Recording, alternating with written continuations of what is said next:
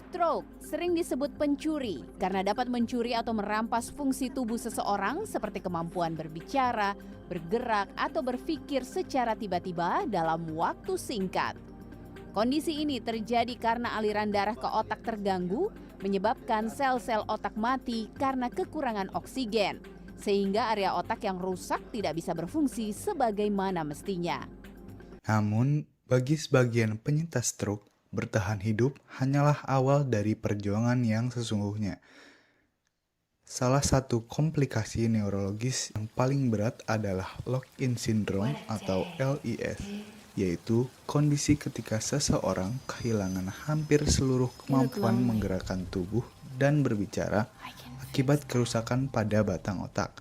Meskipun demikian, kesadaran, kemampuan berpikir, serta ingatan mereka masih tetap utuh.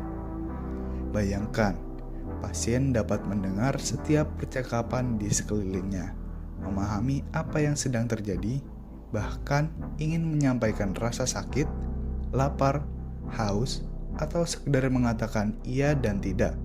Namun, tubuhnya tidak lagi mampu merespons.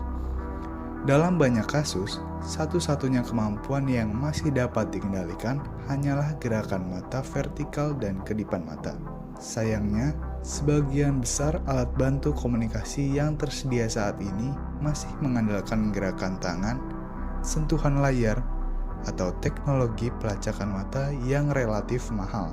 Bagi pasien penderita lock-in syndrome, kondisi ini membuat komunikasi menjadi sesuatu yang sulit untuk diwujudkan.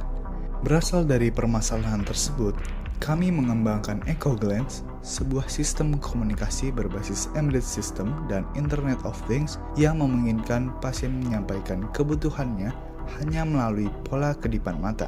Dirancang dalam bentuk kacamata, EcoGlance memungkinkan pasien kembali berkomunikasi melalui satu kemampuan yang masih mereka miliki, yaitu kedipan mata. Sensor TCRT 5000 yang terpasang pada bingkai kacamata berfungsi untuk mendeteksi setiap pola unik kedipan mata pasien. Data tersebut kemudian diproses menggunakan metode pattern recognition untuk mengenali pola kedipan berdasarkan jumlah dan durasinya. Hasil identifikasi selanjutnya diterjemahkan menggunakan metode rule-based export system menjadi perintah komunikasi yang telah ditentukan, seperti iya, tidak, masuk menu, maupun konfirmasi bahwa kebutuhan telah terpenuhi.